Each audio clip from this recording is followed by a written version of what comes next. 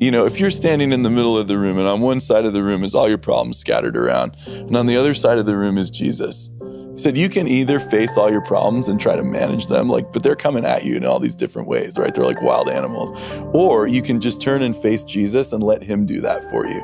And so my beginning of my journey to Jesus was in this acknowledgement, I could just turn to him and a little bit just release the outcomes and trust him, right? I mean, it's as simple as it could be, but that was really helpful to me.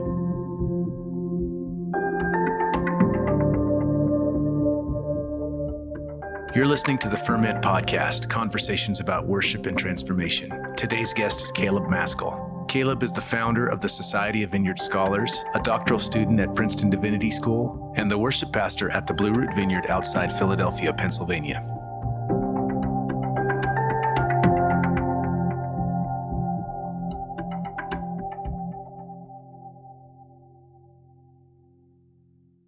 This episode is brought to you by Monk Drums. Monk Drums is a creative desert venture that strives to combine beauty and business as one heartbeat. Monk Drums' main focus is handcrafted wooden drums that allow us to love, assist, and serve all who accompany us on this path. Use the coupon code FERMENTPOD to get 5% off your Monk Drums order. Find them on Instagram, Facebook, and Twitter at Monk Drums, and every Monday look for hashtag Monk Drum Monday. Speaking from personal experience, monk drums are wonderfully crafted and they sound amazing. They blend the best traits of both the djembe and the cajon, and I found them to be incredibly versatile in both the live and studio environment. Check them out at monkdrums.com. This episode is brought to you by our friends at worshipteam.com. Worshipteam.com comes preloaded with over 12,000 songs, and new songs are being added all the time. Songs from Hillsong, Bethel, Vineyard, Six Steps, Jesus Culture, just to name a few. Service building with Worship Team is a snap, and all the songs are completely legal and licensed. Visit them at worshipteam.com today for a free trial. Complete worship planning with thousands of songs, easy interface, mobile apps, and legal rights for your church. All you need in one place, worshipteam.com. Ferment Podcast listeners, my name's Mike O'Brien, the director of the Vineyard School of Worship. SS15 is your code for 15% off the Vineyard School of Worship Sound Summit. It's happening January 31st through February 2nd, 2019 at the Delaware City Vineyard near Columbus, Ohio. This is a perfect event for your sound tech. If you've yet to make an investment through a conference or through outside training, this will be the event you want to send them to. The conference cost is incredibly affordable, and we're including several host homes, first come, first serve. We're going to learn about the art and science of sound. We're also going to learn about the relational components of sound, how to build a team, and how to speak to one another. It will be helpful on many levels. Sign your tech up, sign a musician up, sign a worship leader up. There will be something for everybody. Use the code SS15 at registration. Go to vsow.org to register. All right, everybody. I've got a great guest for you today. This is one of my good friends, Caleb Maskell. He is with us this afternoon. Caleb and I are in Speculator, New York. Beautiful Speculator. That's right. If you don't know where that is, you're in good company because I don't know where that is either, but we're here. Anyway, before I let Caleb talk, I want to give you a brief idea of who Caleb is. Caleb is the worship leader staff pastor at Blue Root? Yeah, worship pastor. Yeah, worship pastor. But then Caleb also is the founder, runner, originator of Society of Vineyard Scholars. Yep, also true. Yep. Yeah, Caleb, is there anything else we should throw in there? I'm finishing a PhD at Princeton right now in American religious history. I'm hoping not to have that on my tombstone. Yes. Is finishing a PhD. That's right. And so that I'm hoping to be done with this year. And no, I suppose that's it. I'm married to Kathy and have two kids. And Kathy's no slouch. Oh, no, Kathy She's is a no powerhouse. slouch. Yeah, exactly. She is got a lot going on. Leads Vineyard Justice Network and That's is right. pastor of discipleship at Blue Root Vineyard, Yes. where we're at just outside Philadelphia. Yeah. And that's great. That's well, us. Okay. So the idea behind this podcast is just really it's rooted in the metaphor or the image of fermentation, and it's the idea that things change. Mhm. They start one way and they go somewhere, Right. and there's outside influences that are involved, And so I guess I want to begin this afternoon, and I would love to hear from you about a moment or moments of spiritual transformation. ways in which you used to be one thing, but it became something else, you know? And especially if it ties into your actual life in some way, because we're finding that there's usually a story that's involved in spiritual transformation. Mm-hmm. Gosh, every day involves that slow, incremental change for me, right? Where like, oh man, I just wish I was different. How does change happen, right? But then you have that experience of constantly wanting to be different, but then looking back on a year or a 5-year period and being like, wow, how did I get here? Yeah. From there, right? Yeah. So change is like slow and fast at the same time. Yeah, that's been a theme that's shown up several times. Is it's the idea that in the moment by moment, it seems like nothing is happening. Totally. But then if we get any perspective at all, we see we're totally different people. Absolutely. Things have changed. Yeah, absolutely. Well, okay, so let me just redirect maybe for a second. What has changed in the last 5 years? I mean, it's so interesting to think about change because I'm like a person. I'm probably an idealist, and I see like down the road, Yeah. right? I see down the road and like sometimes like around the corner, and I'm also the kind of person who makes like leaps in my head, like, oh, you know, we could just do this and that and this and that. I'm the guy where the teacher would say, you have to show your work on your math homework. And I'd be like, no, but the answer is just this. Yeah. Right.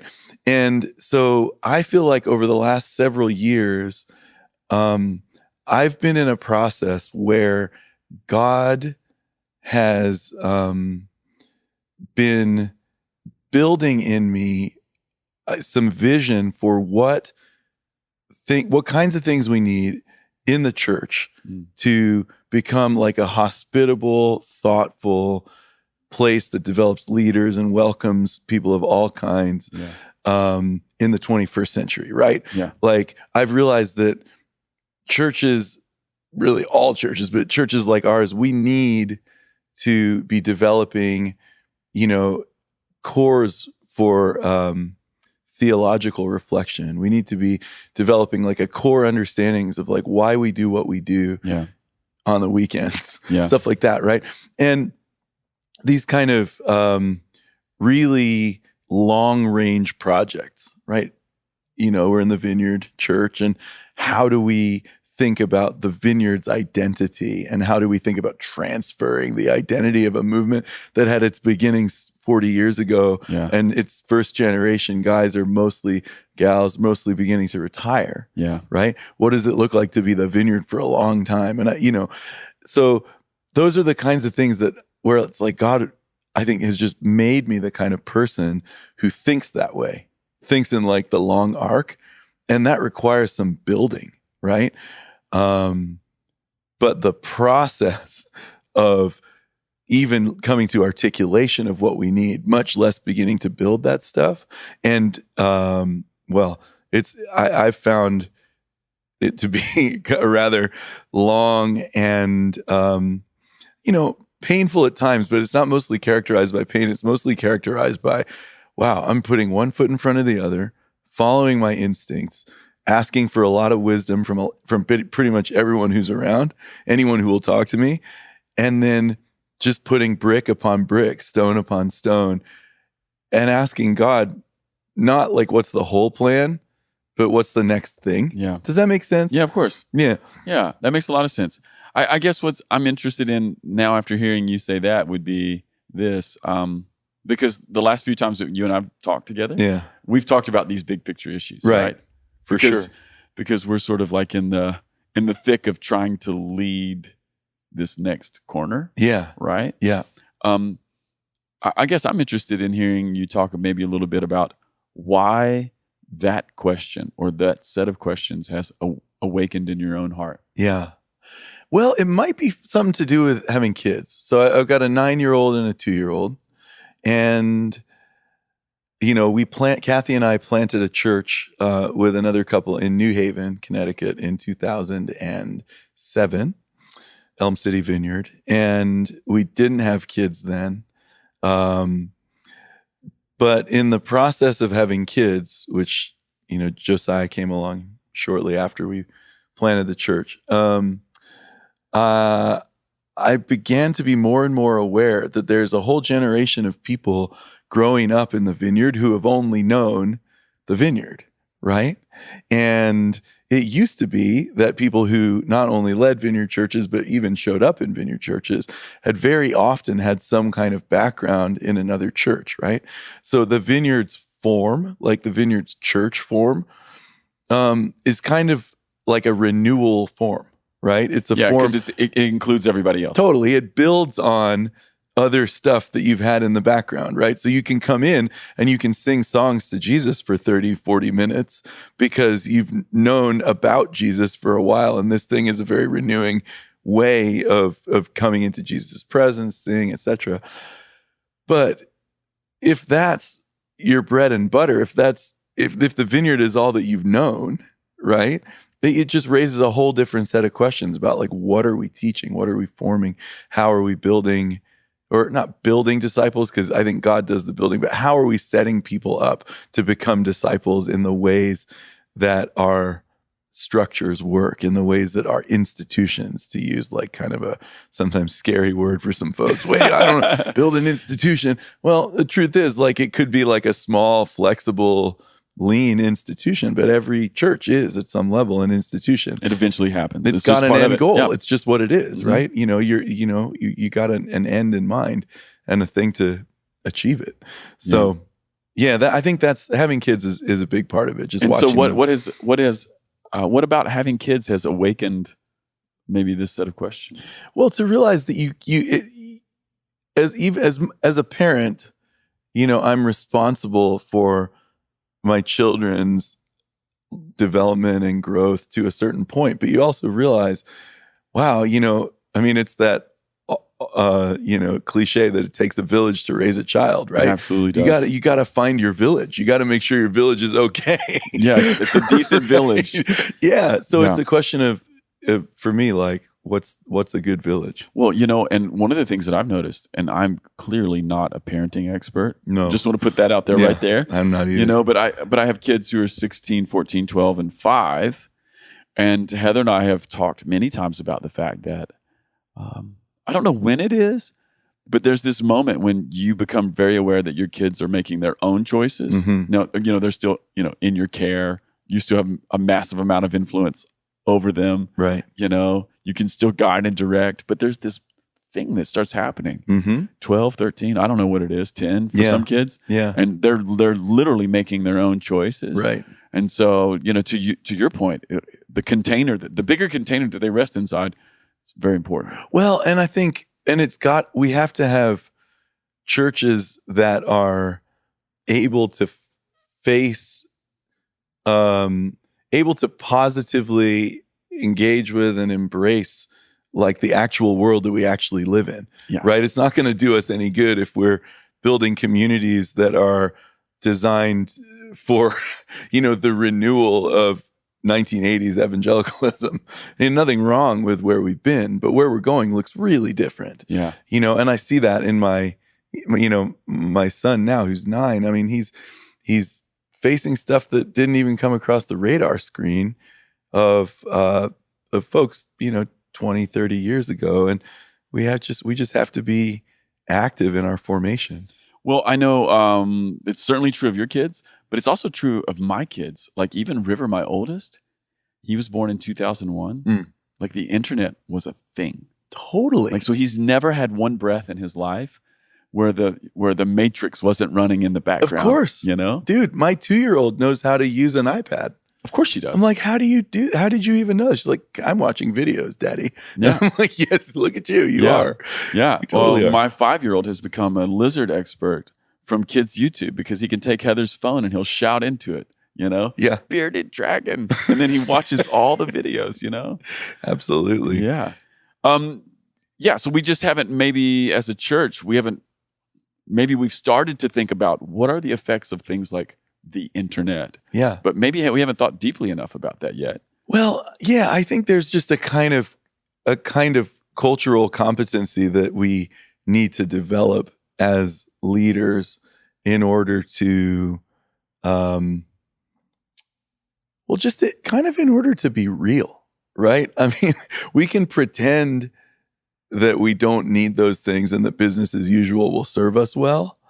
But at the end of the day, people are going to go where they get the best interpretation of their life, right? I think that, when churches are being run well, when churches are quote unquote succeeding, or when people are drawn to a community, the reason they're drawn to a community is because it gives them the most plausible explanation and interpretation of the life that they're actually living, right?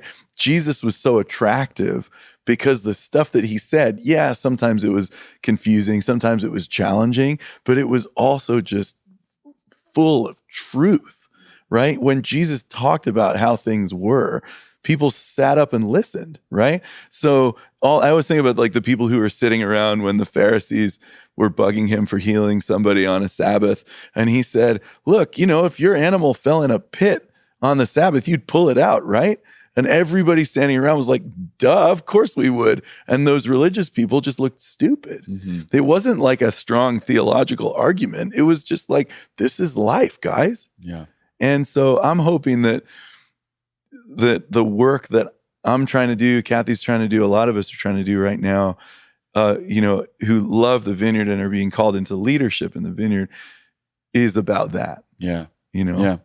Okay, so you're a church person then. I guess I am a church person. Yeah, I mean, that's what I'm hearing. Yeah. It's so effervescent in you. You're a church person. Well, I'm a structures person too. Like I just think we're so much more formed by the structures that we're in than we are normally aware of, right?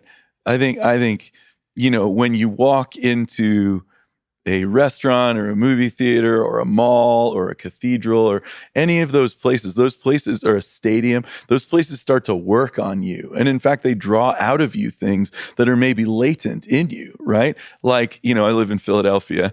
Everybody's crazy about the Eagles, especially now, right? Yeah, because they won the Super Bowl. And, if you walk into Lincoln Financial Field, I mean, people become different in that place, especially if there's a game on, right? Because there's a sense of identity, collective power, all that, right? And that's not by accident. The building is not incidental to that. The building is central to that. And so to me, structures of all sorts, whether they're physical or, ideological or just the way we put things together, really matters. Yeah. So Caleb, was there ever a time in your life when church or structure was not up on your radar? No, definitely. Yeah, definitely. I mean, so I was raised in England. I grew up in England. My parents are British. I have 2 passports. And in England, my parents, they went to charismatic house churches.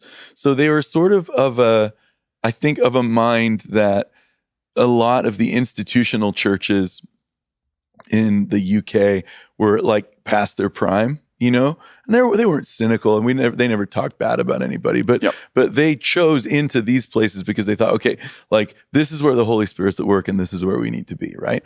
So we went to these churches which were, relatively unstructured in the sense that if the musical portion was someone would just start singing a song, and then they had like a pretty good like barrel house piano guy who would just pick up whatever the song was, and then we'd sing that song and then move on to another and another.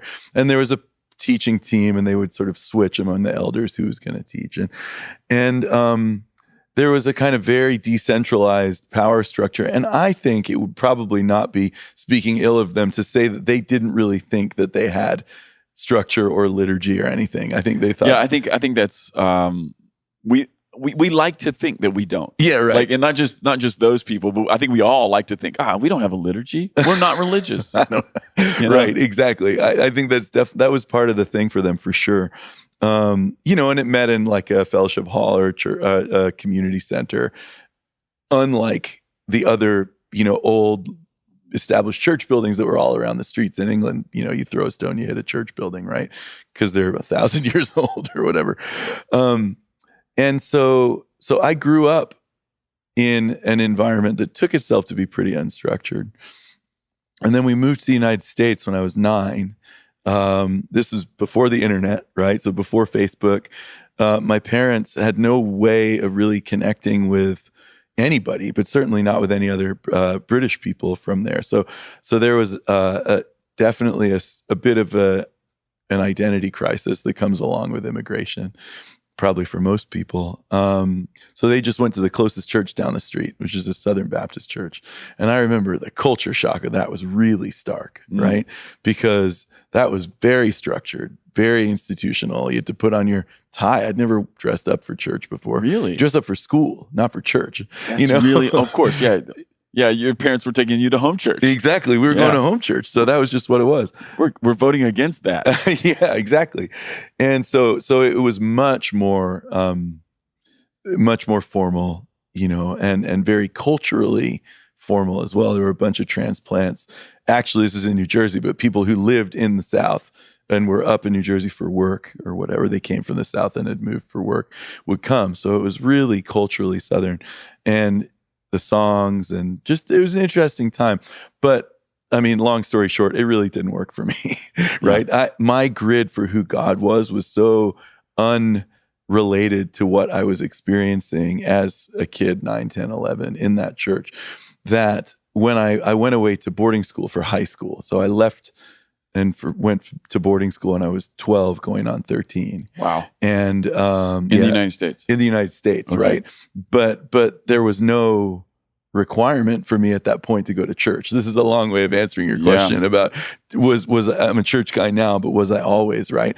And so there was a time from about 13 to 16 where I was really not connecting to church at all, except for when I went home and participated in the church where my parents were, that honestly I didn't really like that much. I had some friends there. Yeah. Hey guys, if you hear this, I like you. Yeah.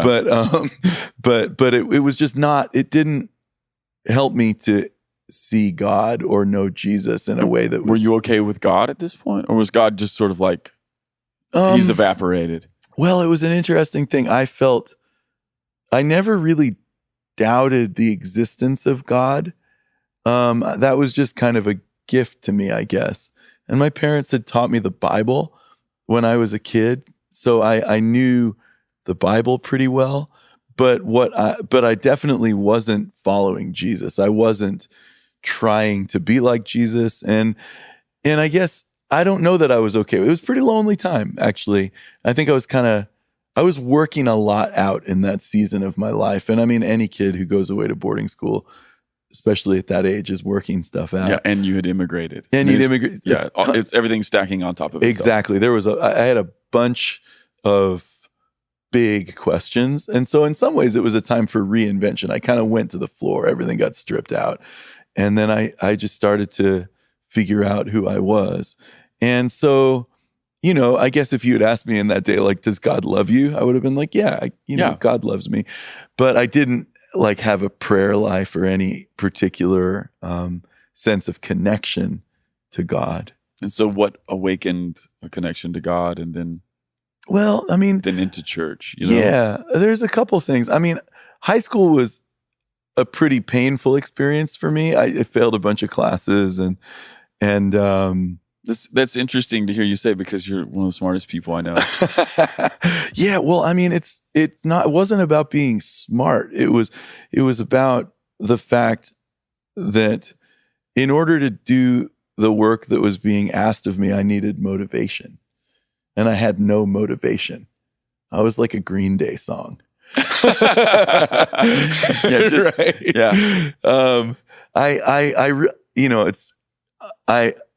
my freshman year, I did badly in school, and I had a scholarship, and they took my scholarship away, which is what, I think I was just sending up like flares to my parents, bring me home. Yeah. Like, I just need to be home. Yeah. And they were doing their very best. And we've talked about this a bunch.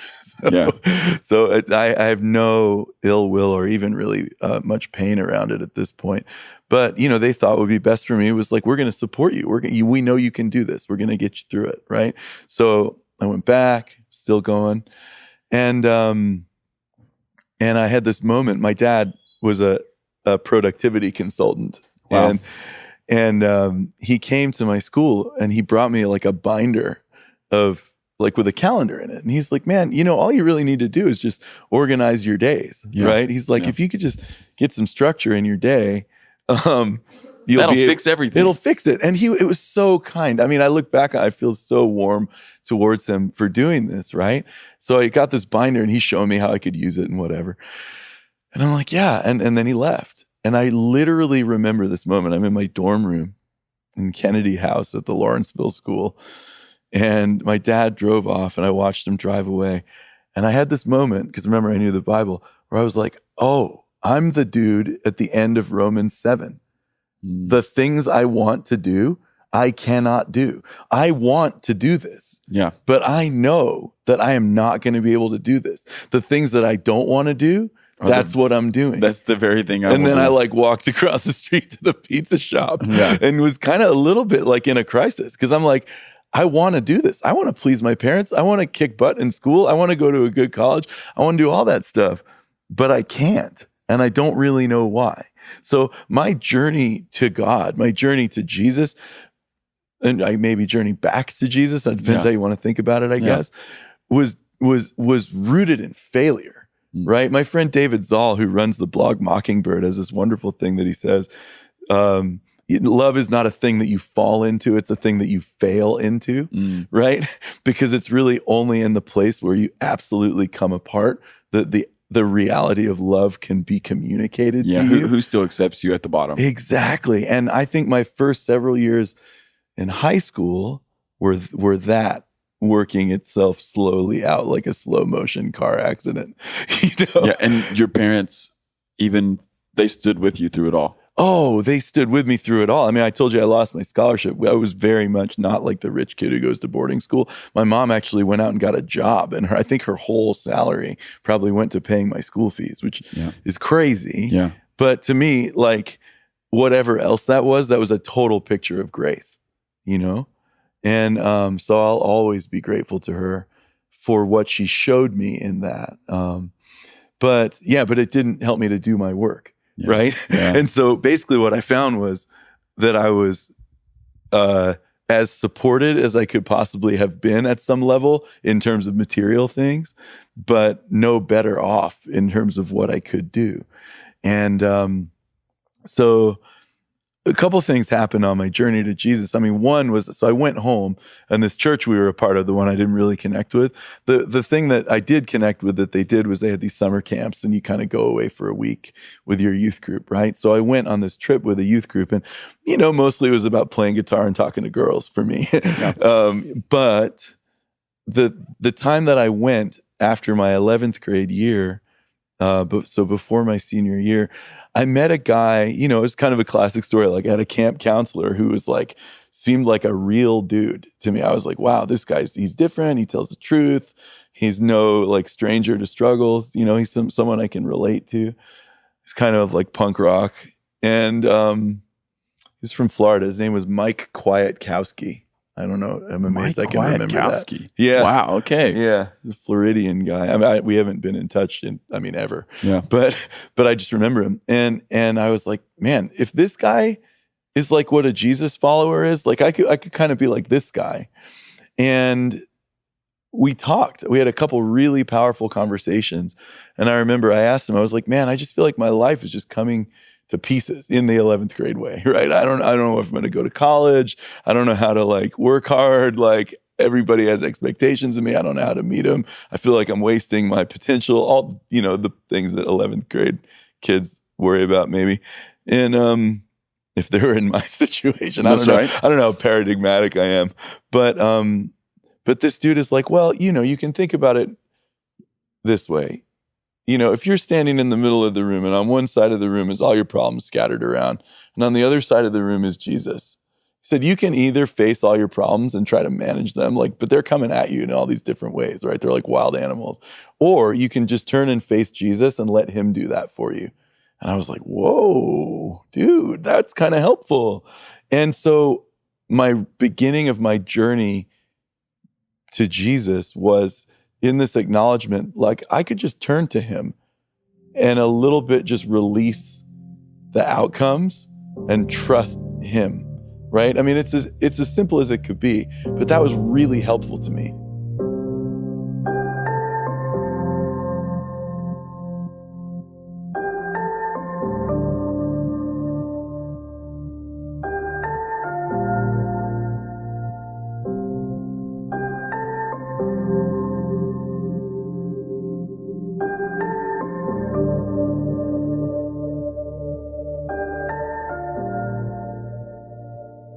Yeah, so he just preached the gospel to you in this.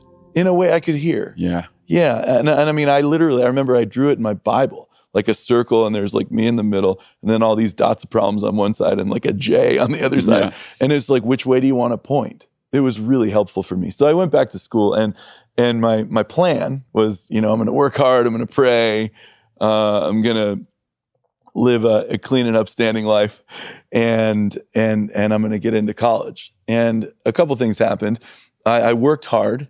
I didn't do as well as I thought I was going to do, even though I was working hard because, it was on a sliding scale.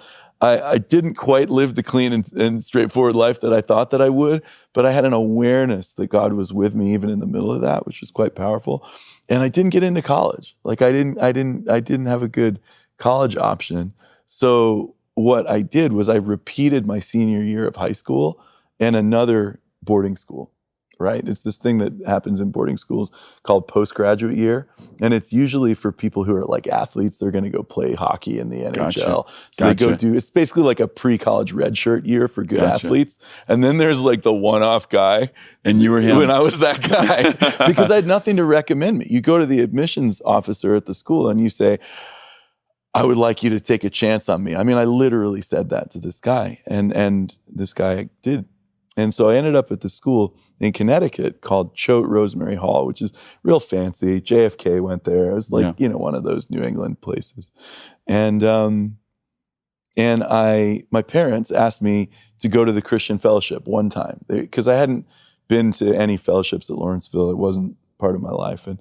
And they said, look, would you please just go one time to the fellowship? And I said, yeah, I'll go to the fellowship one time.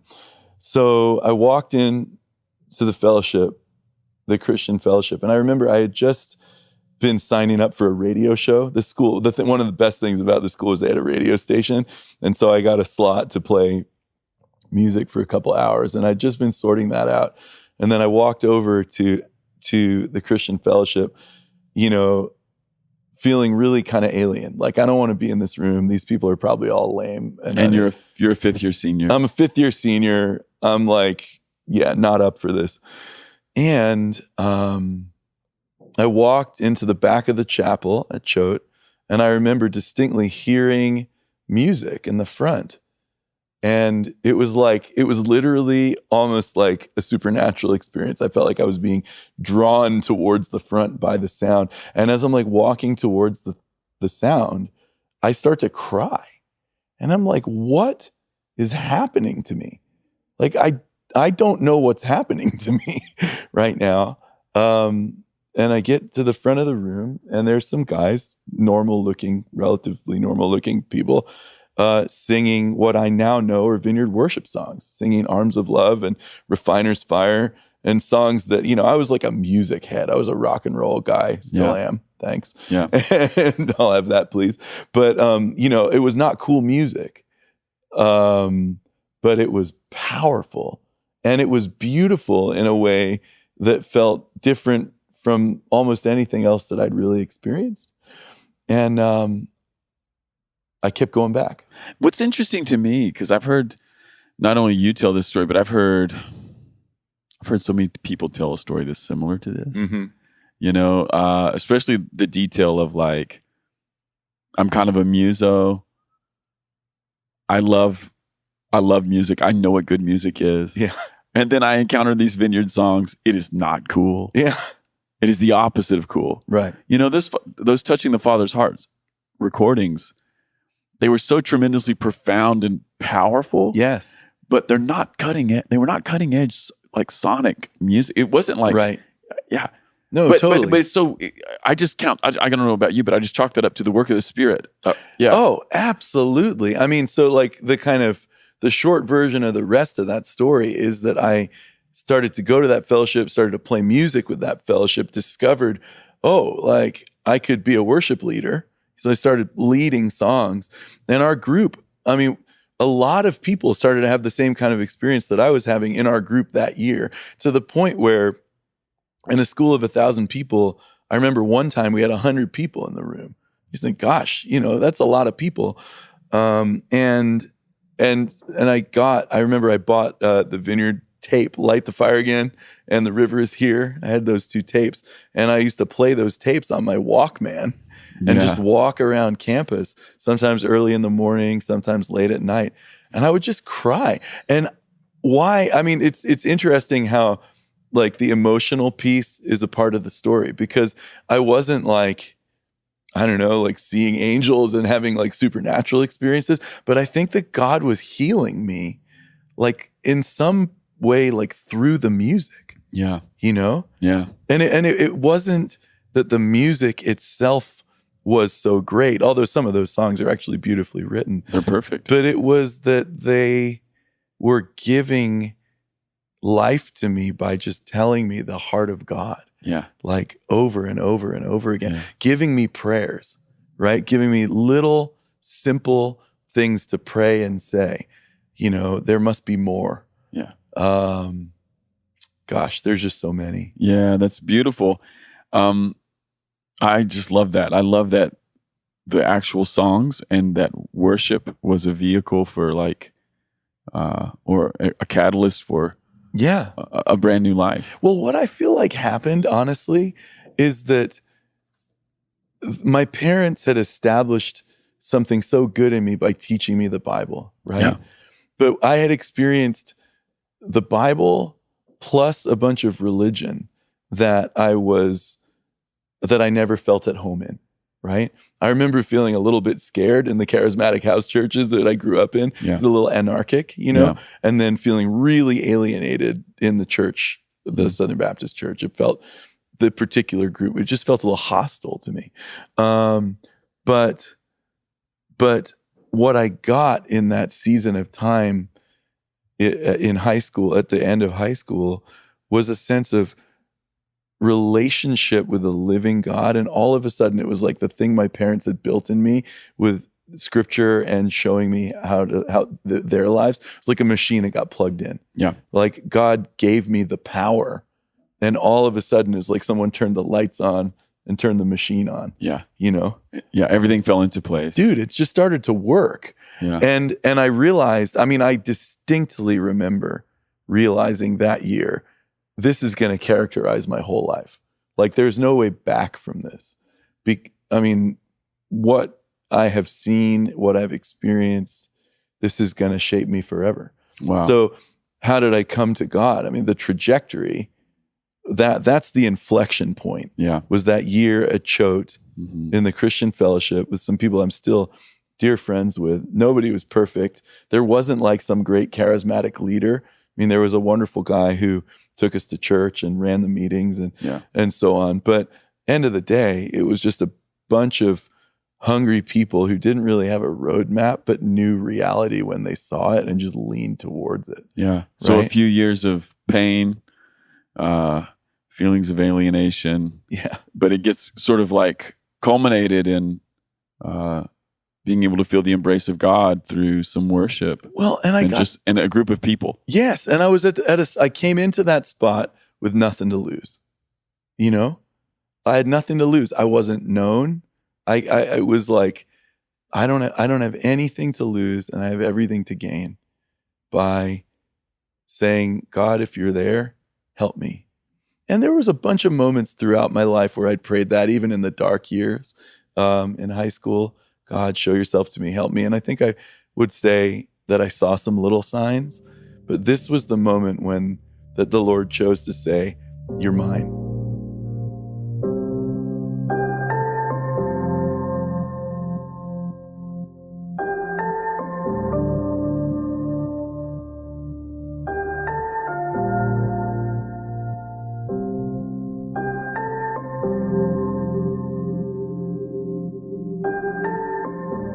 I would love to hear you talk about just what you feel like the purpose of worship is, you know, especially as someone who's been deeply formed by worship, and as someone who's sort of like reinitiation into the life of God and into the church was really catalyzed by worship. Yeah. Well, I mean, for me, I think it's absolutely fair to say that I'm a follower of Jesus today because of my initial experiences in worship and my ongoing relationship to worship. And when I say worship, I think that I at some level, I mean everything we do from when we open the doors to when we close the doors. Yeah. But like at the core, I mean the ability to come before God and sing with a group of people who also want to come before God, right?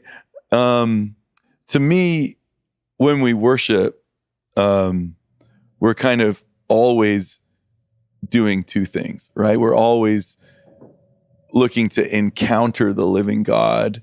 And then I think especially as we grow up and become a little reflective about what's happening, we're also looking to be formed by God, right? Certainly like worship leaders and pastors who are pastoring a worshiping community need to be aware that formation is a big part of what's happening when people are coming to worship, whether they know it or not. Yeah. But I mean, I think with encounters, the first thing, right? Mm-hmm. I mean, when I mean, still to this day, but for you know, at least a year, if not 2 years after I just started to come back to Jesus or come to Jesus, got grasped by Jesus, I would just go to worship and cry. I mean, there was probably 5 or 6 times that I would worship God and not cry out of dozens, hundreds, because I felt loved by God. Yeah, you were having some sort of an encounter with His presence. I saw the goodness of God. Yeah. I heard the truth of belovedness and the journey that God is taking people on who want to go with Him, you know? Yeah. And it never stopped being good. It was good news to me, right? And it wasn't just like the idea of good news, it was the experience of good news. I could tell you like, wow, there's power in that, right? And I think some of that's like inherent in the art of it. Some of that's inherent in the fact of the music, right? I mean, when you listen. Well, then also just the fact that we get to participate. Well, for sure. Right. Like it's strange. Like worship music declares, there's a sense in which worship music declares the truth, right?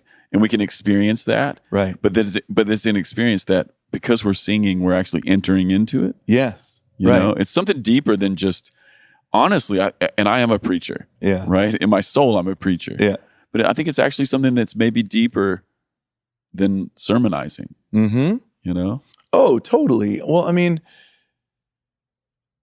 it's really interesting to think about what it's like when we sing scripture, right? Because scripture is the word of God given to us, right? But then we sing it back to God. Right, I think it's St. Augustine. Somebody says that that's one of the very few forms of true speech. Right, like the way that you speak the truth is you pray Scripture back to God. Right? I'm not remembering the reference on that. I think it was St. Augustine. But it's just an incredible thing to find yourself in a place that's inherently so much bigger than you, but of which you're absolutely intimately a part and desired and welcome, you know? So, yeah, I mean... So that's like the encounter part. But that's the encounter and that's part. the initiation. Yeah. And then there's the formation piece too, exactly. So, I'm a worship pastor, and what I'm thinking about as people come in to my church is that every single person coming in there is on a journey, right? And my job is to be hospitable, to extend to them the hospitality of God as they walk through the door, right? Me and Kathy watched Downton Abbey when it was a thing, right? And, I always think of it like, God is like the Lord of the manor, right? And we're like the butler. We're the maitre d', right? It's my job to extend the hospitality of the Lord and do the work that enables that hospitality to have legs, right? Have hands and feet. And so people are coming in and they're on a journey. And what I want to do as a worship pastor is enable people wherever they are to move forward in their formation. And I think practically, like in a nutshell, what that looks like is to continually remind them of the story that they're in, right? That story has a few parts. The invitation and welcome of God, right? The confession of sin and God's pronouncement of their forgiveness, which has to come immediately following, right? In Scripture and in the liturgy of the church, when you confess your sin, you're forgiven, right? And we have to know when we're singing, we need to sing the forgiveness of God over people as we're also singing our confession. And then, the attributes of God. Obviously, there's lots of good songs that are about who God is. And then finally, the mission of God, right? God turns us outward to the world. And so when you're even thinking of this, you're thinking in terms of even like set building and I'm thinking about and then even maybe your larger pastoral ministry. Absolutely. To your team. Absolutely. I want people to know themselves in that story, right? And so there's some value in repetition, right? I mean, pretty much every week when we start church, I'll just pray, Jesus, we're here in response to your invitation. And I'm hoping that if people hear that 100 times, that will become an instinct, right? And, I would say this too. When I'm planning worship sets, I'm always thinking about the direction, about keeping people in the story that I just laid out: invitation, confession, forgiveness, God's heart, and then God's mission. But I'm also aware that in the telling of that story and the iteration, Holy Spirit could come and might do wonderful things that are going to interrupt the flow of our formational plan. And we're going to lean towards that every time, right? Because the Lord is king. The Lord can do what the Lord wants to do. And so there's this kind of like back and forth, maybe you could call it tension, but I think for a once you've done it a few times, it's less of a tension. And I think it's just relational. Just opportunity. Yeah, it's relational. Exactly. I mean, if God is a person and if he's personal. What do you want to do today, Lord? That's it, And so what I hear and what you're saying is that like on the formation side, you're building liturgies or you're building practices that speak to people's formation. Right. But because you haven't let go of encounter. Right. That encounter can trump formation at any moment. Absolutely. Yeah. Absolutely. And and I do think that there's a sense, like some of our standard, like vineyard liturgical forms, a little bit work against this, right? And so this isn't like a heavy critique. It's just more like an observation. In my church, I'll talk about my church. Yeah. So in my church, the standard form is we have about 25 minutes of singing, right? And then we have a break for coffee. People go out and grab their coffee, take their kids to kids' church. Then we have a sermon, or announcements and a sermon. And then we have prayer. And during prayer, some of the worship folks will come back and sing some more, right?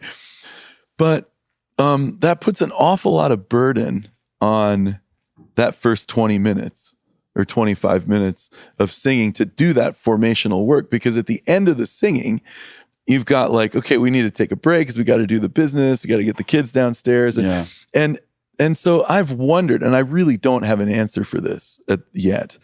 We're going to do an audit in a couple months with our whole pastoral staff to talk about why we do what we do, and just hold it before God and just ask, Lord, are there ways we could do this that would be more conducive to formation? Love that. Wouldn't that be great if every church did an audit every 5 or 6 years? I think it'd be wonderful. And I give a lot of props to Mark Tyndall, who's our lead pastor. He's been pastoring there for 20 years, celebrating 20 years this November. But for him to say, let's do that, it's a little bit courageous. It's great. But I think it's going to help us. And it's also going to force us to ask some hard questions. Like maybe it doesn't help us to pause for coffee. Maybe we need to check kids in for a kids worship service downstairs so we're all the adults are together the whole time, or whatever. I don't know. It could go any direction. Could go any direction. I just love that the thought is even there. Yeah, I think, the thought needs to be there. And another thing, in our particular community, we do the Lord's Supper once a month, right? Yeah, same for us. Okay. And that I think presents some liturgical challenges, some formational challenges. If I could snap my fingers, well, when we planted Elm City Vineyard, where I could at some level snap my fingers, we did the Lord's Supper every week. Yeah. And the reason we did that is that we wanted to integrate that into the invitation for prayer. Everyone always has a response, right? So we would do worship, sermon, and then a response. You either respond with the Lord's Prayer or with the Lord's Supper, and then you go get ministry, or you go straight to ministry, or whatever, right? Just giving people community-based options. I love that too. So, these things we're working out. Yeah, but those things, it's funny. It's like we're not just putting together a hot service, right? Air quotes. Yeah. But we're taking these elements and it's making people into a particular kind of thing or person. Exactly. And I think, having people use their bodies is really important in that. It's really important. And I'm like not a kinesthetic guy, really. Yeah. I mean, anytime people are even a worship leader's like, hey, clap your hands. I'm like, nope. I'm like, don't tell me not that do. kind of guy. But I'm just aware that as we have these, if you want to teach people things at the level of their gut, you have to get their body involved. It's essential. It is essential. This is one reflection that I've had even about singing worship. I think it's so powerful, not only because we enter into the story with singing, but then when you begin to think about it, lyrics in some ways engage the mind. Yeah. Melody touches the heart or the soul of a person. But then to sing, that encapsulates the body, brings it together. Yeah. So like even to breathe in, to bring air into my lungs, and then to pass air over my vocal cords, and when I sing, my entire body is resonating. With that, whatever that reality is. Yeah. And it's occurred to me that Sunday morning singing might be the only moment in a person's week when they experience true wholeness. Yeah. Like heart, mind, body. The whole thing. Yeah, the full package. It might be the only moment. It might, and then to direct that towards God. Yeah. Well, that's actually maybe the best chance to be healed.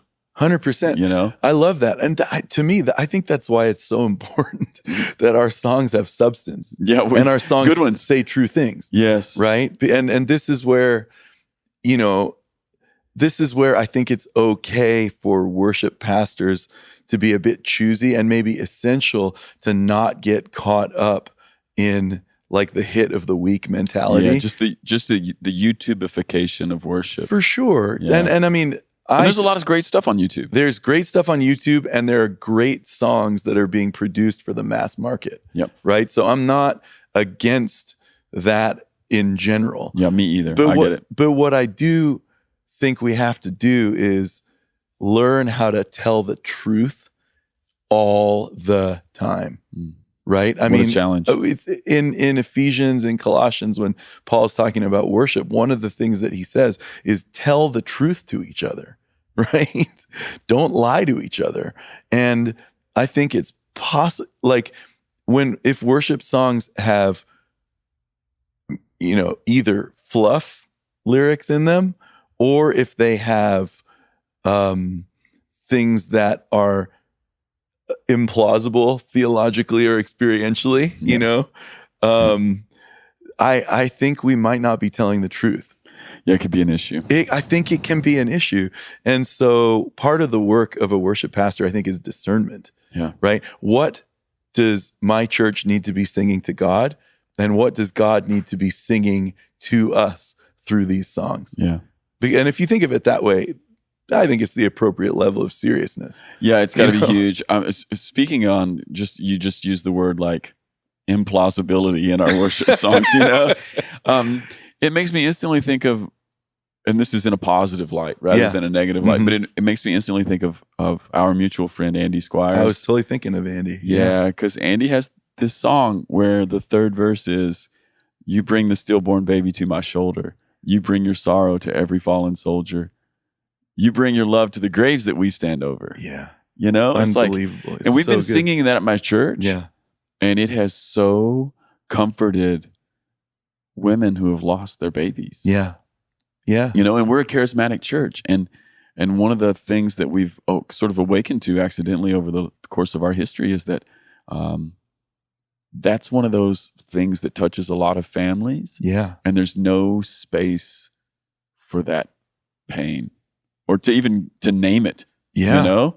Totally. Well, that's something Kathy's written about this on Facebook, so I can say it. But like, that's something we've experienced in our family, with a degree of frequency. And it is true that A, there's not a lot of resourcing there, and B, platitudes are harmful. Oh, The thing that I love about Andy's line, "You bring the stillborn baby to my shoulder." And I should say, we didn't experience stillbirth; we experienced miscarriages. yes. But the thing that doesn't say is it's very economical. Is my point. He says exactly what's true and leaves it there, right? Which is like, that's where genius writers write. They write best in what they leave out, right? That's the way Bruce Springsteen describes a thing, right? When he's on his game, he says 8 words and it shows you a whole horizon, right? And I would love it if our writers could write that way. That's what the Psalms are like. People complain about what the Bible leaves out, but in some ways that's the art of it, Yeah. right? Amen. It's like way more John Lee Hooker than Yngwie Malmsteen. That's for sure. That's for sure. And oh man, that's Play a the great note. reference. That's yes. Play it with conviction. Play the note. Come on, man. Play it with conviction. Dude, so good. I think we've probably stirred up enough trouble here. All right. All right. I want to ask one more question Yeah, because yeah. this is the question I'm asking everyone who's on the podcast. Okay. And I, on purpose, didn't give you any idea what this would be. So it can just be like top of mind awareness. I would love for you to maybe just tell me a time when you've experienced like overwhelming joy. And it doesn't have to be the most joy either. It could just be like, it could even be just silliness. Oh, I got 2. Okay. I got perfect. 2. Okay. So one time I experienced overwhelming joy was the first time that I saw the band Teenage Fan Club play. I could not for the life of me believe that those 4 Scottish guys could make that much harmony. Man. I was for sure that it was studio tracking Phil Spector stuff. It's just gift. Yeah. They just have gift. And I probably had the goofiest, biggest grin on my Love it. face for, 2 hours in the Bowery Ballroom in New York City watching. How old were you? It was probably 30 maybe. But just watching creative effervescence. Just Come on. gorgeous. So that, and I feel a lot of that way when I see live music. And just for those of you who are listening to the podcast right now, Caleb has the biggest, goofiest smile on his face right now. So just to even tell the story, even tell the story does the trick. It's true. Go check out Bandwagon-esque. It'll make you happy. Yeah. But then, when the babies are born, I had a moment when Jojo was born, my older child, when he was born and Kathy, had this long labor. Out comes Jojo, and the nurse says, do you want to cut the cord? And what's his name? And that was pretty overwhelmingly joyful too. It's a great moment. And very but that was joy in a different way because it was weighty. Yeah. It was like, this is the joy of life, and this is like you're being given an assignment. This is your assignment. Yeah. Go. And to see your wife like complete that task or whatever, because it's a burden. It's a journey, isn't it? She was a hero. Yeah, it was really, really one of the most amazing days of my life. So too good. That'd be another one. Too good. Too good. All right, man. Hey, thanks for sharing these stories with us. It's really fun. Amen. Let's do it again.